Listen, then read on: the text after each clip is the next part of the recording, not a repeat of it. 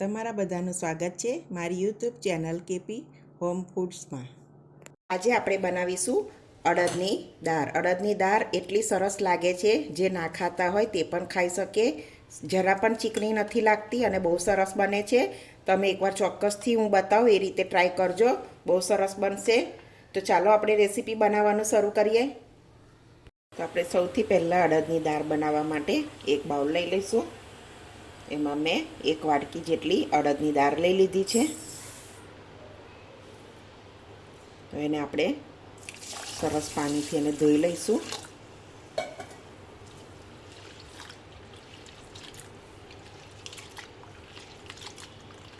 સરસ આ રીતે એને ધોઈ લેવાની।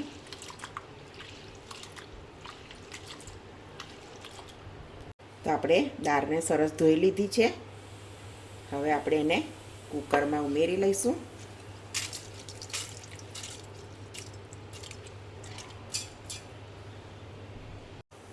હવે આપણે તેમાં જે વાડકી દાળ લીધી હતી એ વાડકીથી આપણે 2 વાડકી જેટલું પાણી લઈ લઈશું।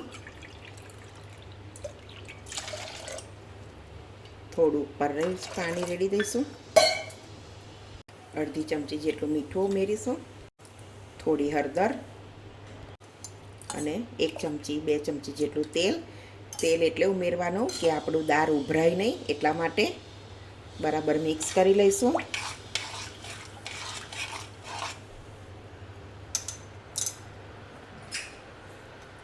હવે આપણે ઢાંકણ બંધ કરી અને બાફવા મૂકી દઈશું। 3 થી 4 વિસલ કરી લઈશું આપણે। તો આપણે આ રીતે કુકર મીડિયમ ગેસ રાખવાનો છે, એકદમ ધીમોય નહીં ને એકદમ ફૂલ નહીં, મીડિયમ ગેસ ઉપર એને 4 થી 5 વિસલ કરી લઈશું। તો આપણું ઘી તેલ સરસ ગરમ થઈ ગયું છે। તો આપણે અડધી ચમચી જીરું લઈ લઈશું, થોડી હિંગ, સૂકા લાલ મરચાં, 2-3 લવિંગ અને 1 તજનો ટુકડો, તમાલપત્ર, આદુ મરચાં લસણની પેસ્ટ બરાબર સાતળી લઈશું।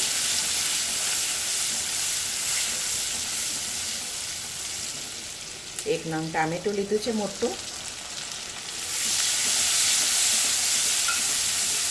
બરાબર સોફ્ટ થાય ત્યાં સુધી આપણે શેકી લઈશું।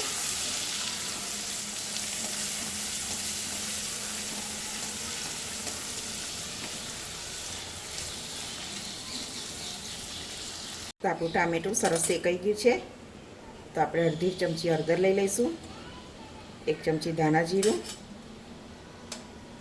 અડધી ચમચી લાલ મરચું, બરાબર મિક્સ કરી લઈશું। થોડું પાણી ઉમેરી દઈશું એટલે બધા મસાલા સરસ મિક્સ થઈ જાય।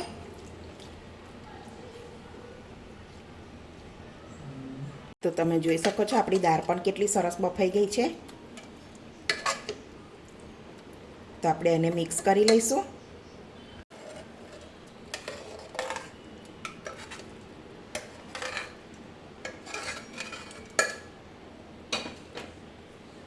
બરાબર મિક્સ કરી લઈશું।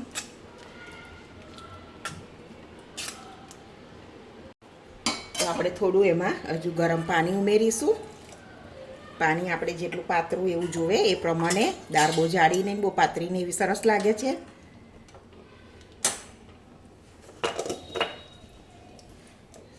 આગળ આપણે મીઠું નાખ્યું હતું એટલે આમાં પણ આપણે થોડુંક જ નાખીશું।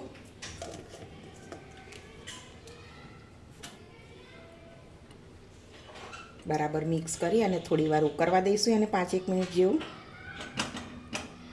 તો આપણે લસણની ચટણી બનાવી દઈશું। તો આટલું લસણ લઉં છું, 1 ચમચી મરચું, થોડું જીરું અને થોડું મીઠું। તો આપણે બધું વાટી લઈશું સરસ। તો આપણી મસ્ત પેસ્ટ બની ગઈ છે। તો હવે આપણે કાઢી લઈશું એને। તો આપણે તેલ સરસ ગરમ થઈ જાય એટલે આ પેસ્ટને શેકી લેવાની સરસ।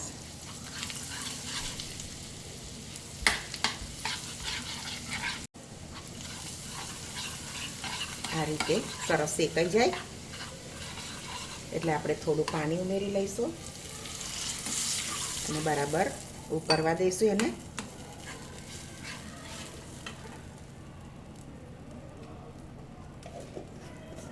થોડું મીઠું લઈ લઈશું કે મીઠું આગળ આપણે લસણની પેસ્ટમાં નાખીશું એટલે જોઈને લેવાનું. આપણે સરસ ઉકળવા દઈશું એને. તો તમે જોઈ શકો છો સરસ તેલ છૂટું થઈ ગયું છે અને આપણે પેસ્ટ ચટણી બનીને રેડી છે. તો આપણે એને કાઢી લઈશું. તો આપણી સરસ દાળ ઉકળી ગઈ છે. હવે આપણે એમાં એક લીંબુ નીચવી દઈશું.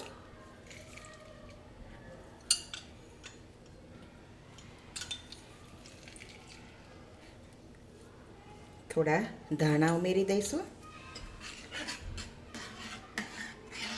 હવે આપણે એક બાઉલમાં સર્વ કરી લઈશું.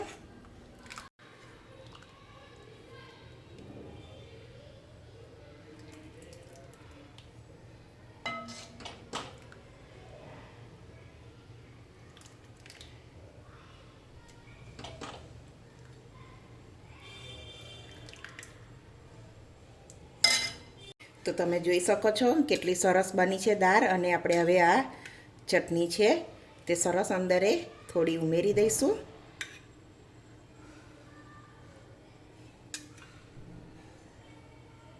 તો તમે જોઈ શકો છો કેટલી સરસ દાળ બની છે.